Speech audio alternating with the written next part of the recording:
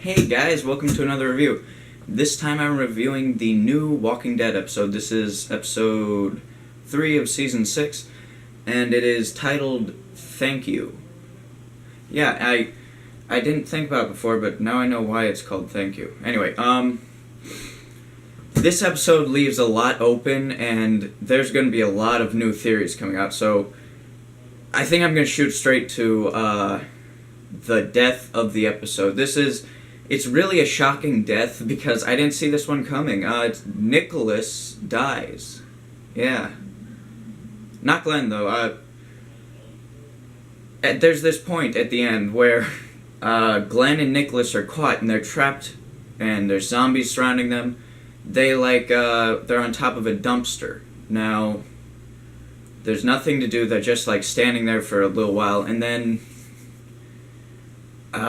Nicholas decides to just kill himself because I guess he can't take it, and he says thank you to Glenn. Then he shoots himself, and then he topples over onto Glenn, and Glenn falls off the dumpster and into this crowd of zombies everywhere, but Nicholas is on top of Glenn, and then you see zombies reach in and they're pulling guts off, and of course what we're seeing is Glenn's face and then these guts coming up here, so I think they're eating Nicholas, who is on top of him, and they're not eating Glenn. So that's what's going on there. I was totally shocked at first. I was like, are they actually going to kill off Glenn here? And then I was like, they wouldn't have had Nicholas fall on top of him if they were going to have him killed. So yeah, Glenn is still alive, don't worry. A lot of people did worry. My family, my sister, my mom, and my brother, they all they cried a little when they saw Glenn in that position. They thought that he was dead. They thought that he was getting eaten, but Glenn can't die yet because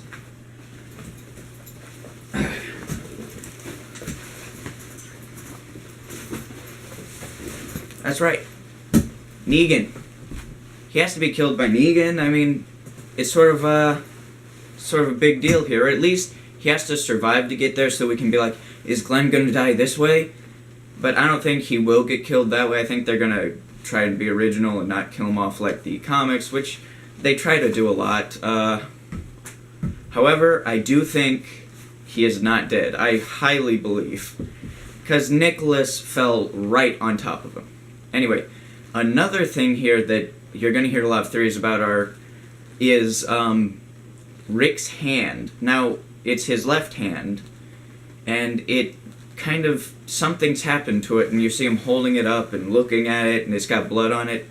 It's definitely damaged in some way, but I looked over the episode. I'm pretty sure what happened is it's not bitten or anything. He stabs a walker in the head, and the tip of the knife sort of breaks off from the handle. And I think he cut his hand that way, and now he's afraid if it might be infected or something. So it's kind of wondering if he should cut it off, I think. Now, it's his left hand died, yeah. In the comics, I'm spoiler alert for the comics as well as the TV show here. He cuts his hand. In the comics, he gets his hand cut off, but that's his right hand. In this, right now, his left hand is damaged, and we don't know if he's going to lose it. It might be that it's infected or something, or it might be them just trying to scare us. I think that's what's most likely going on here.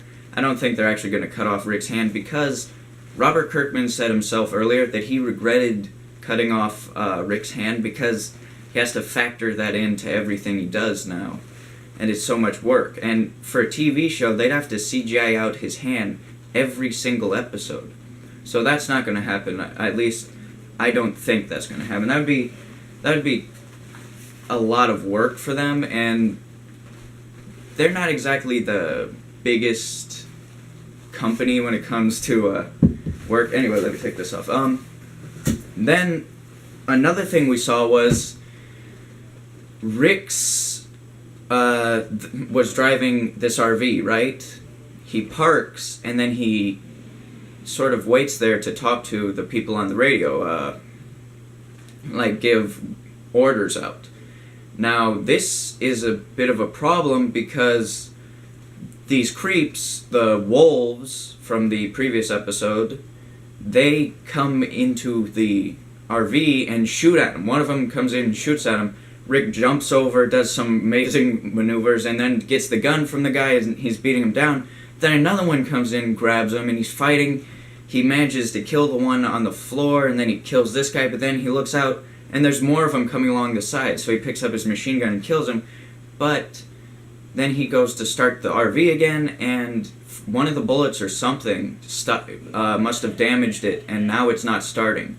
And the herd of walker that they're trying to lure away is the whole herd of walkers are heading his direction, and we see him right next to the RV in the last few seconds of the episode. It's really, it just made me feel like, I gotta see this next episode. But the next episode is going to be a Morgan-based episode, I'm pretty sure, and it's showing Morgan's past, so I don't think we will actually see this, see what happens to Glenn and Rick and the rest of them. We won't see that until, like, maybe 3 episodes later. So don't be feeling so sure that we're going to actually get answered this too soon. They're definitely trying to get us clinging desperately with our fingers to find out what happens. Personally, I think what happened with Glenn is going to be Nicholas is getting eaten on top of him, but that won't stop him from getting eaten for long. So maybe he's going to roll under the dumpster and be forgotten by the zombies. Maybe he's going to be bitten and he escapes, but then he's going to, like, get back home to Maggie, and then he'll have a sentimental episode where he's going to die. That'd be too sad, though. Personally, I think what's going to happen is he's going to escape somehow and then die later. Like maybe next season, when Negan is a problem. And I've heard another theory is maybe Glenn does die, and now the person to be killed by the baseball bat is going to be Daryl Dixon. I wouldn't like that because Daryl's, though he's not my favorite character anymore, he's a little lower on my list because he's gotten kind of boring and drab. He's still one of those characters that you kind of depend on to do something cool, and if he's not there anymore, it would take away from it, yeah. Plus, he's the sleeveless shirt guy, and I kind of got that going for myself now. As for anything else in the episode, it had a lot of talk. This was one of those talky episodes. It was still good. It wasn't as good as the first or second, but it's still good. And as for a third episode in The Walking Dead, it's one of the best because, let's see, first season, the third episode wasn't all that great. Second season, third episode was boring, I believe. Third season, yeah, so the third episodes of most of their seasons have been kind of slow, and this one was pretty action-packed. It got me excited for future episodes. It did what it was supposed to do. Now, as for the overall episode, it was a little, because of its slowness, it doesn't get to be a top list. And that is kind of disappointing because it did have a lot of elements that would make it to the top, because it had Rick, which is something I've been wanting to see more of Rick since this season started, and we haven't been seeing him. Like last episode we didn't see him at all. Episode before that we got to see him, but it felt like they were showing too much of Morgan. Now we did see him, but now he was intercut between scenes of people talking and walking, which is a common thing that they do to save money in the show. Yeah. But I'm going to talk about Glenn and Michonne. Glenn and Michonne, Rick told them to take the guys and head in this direction, don't stop for anything. The whole time, they're stopping for this reason, stopping for that reason, going slow, walking extremely slowly. One person's wounded, so they have to walk slowly. Then another person gets wounded, and then they're walking slower. And then, yeah, but then there's something weird in this season where people are just getting eaten out of nowhere. Like, they're standing in this open field, and then all of a sudden, blah! Ah, zombie on my back! Oh, it bit me! I'm sorry, I guess I'm gonna die now. It's kind of ridiculous, but anyway. there's a point where they get into this pet shop where all the pets are dead and all. It's kind of sad. They get into the pet shop and their zombies don't see them or anything. They're safe. Now, what they should have done at that point is leave their wounded people and maybe Heath. That's the guy from the comics with the glasses and the dreadlocks. Leave him because he's a capable survivor, and then send out Michonne and Glenn and the guy who was bitten on the back, who has nothing to live for at this point, just to see his wife, which I'm pretty sure his wife is dead. Yeah. Just because so many people were killed in Alexandria in the previous episode, I did a review of that. Make sure to check that out. Anyway, they escape. If they were to head out by themselves and head for Alexandria, they could have gotten there, just the three of them. They could have helped out, maybe. They could have had the guy, maybe, if his wife is still alive, meet up with his wife. I don't know. Maybe we saw his wife in a previous episode, and I could tell you for sure, but I don't remember that season too well.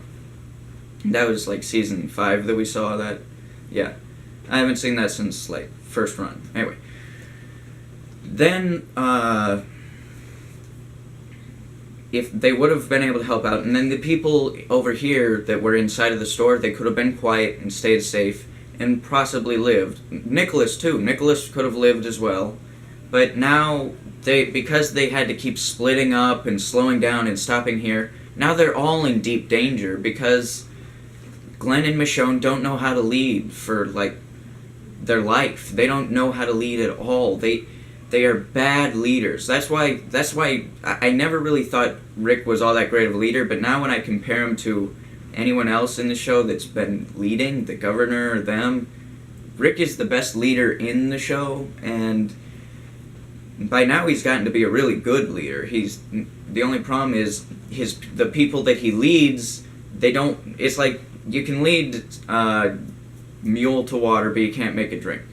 He tells them to do this, they won't do it, just because, well, we've got a wounded guy, we don't know what to do, we can't keep moving forward, let's just stop here and wait.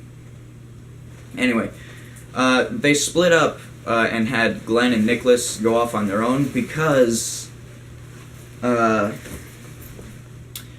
they wanted to set this barn-like place on fire that had a bunch of grains and stuff so that they could distract all the walkers and make it go there. That place had already caught fire when they went over there, and that's what they found out, that the fire had started at some point and then went out, and now the place is just a shell. It's nothing. And it wasn't all that great of an idea to start out with. You don't just split off and send a portion of your group when you have a million walkers heading your way, and then somehow they get trapped down an alley because Glenn doesn't know how to even run right. He couldn't... Plenty of open areas to run down. He decides to run down an alley. Anyway. As they were running by, I noticed there was a fire escape that they could have gone up. It seems to me like you could have gone up there and maybe broken into a door by shooting the handle off and going into the building. But they didn't do that. They went on top of a dumpster because they had to get to the end of the alley where there's a fence, and it turns out there's a bunch of zombies on the other side of the fence. And then there's zombies over here coming at them. So they're trapped between zombies and zombies. Just nothing that they could do then. But then when they got to the dumpster, I figured they would go inside of the dumpster. Instead they go on top. Bad decision. If they dug into the dumpster and went all the way under the crap, like all that filth and stuff, it would be disgusting and all, but it would mask their smell. They would be very quiet. The zombies walkers would eventually leave, and they would have been fine. But like I said, Glenn can't lead. He just can't. And I don't know. I wanted Nicholas to die when I first saw him because he was being a jerk, and then he caused the death of Noah, and then he tried to kill Glenn. But now it seemed like he had repented, and it seemed like he was one of those red shirts that they had that I thought should have stayed around a little longer. But anyway, in this episode it was mainly just a lot of killing off of red shirts, like a lady who we didn't know, and then a guy who got bitten on the back, we didn't know him.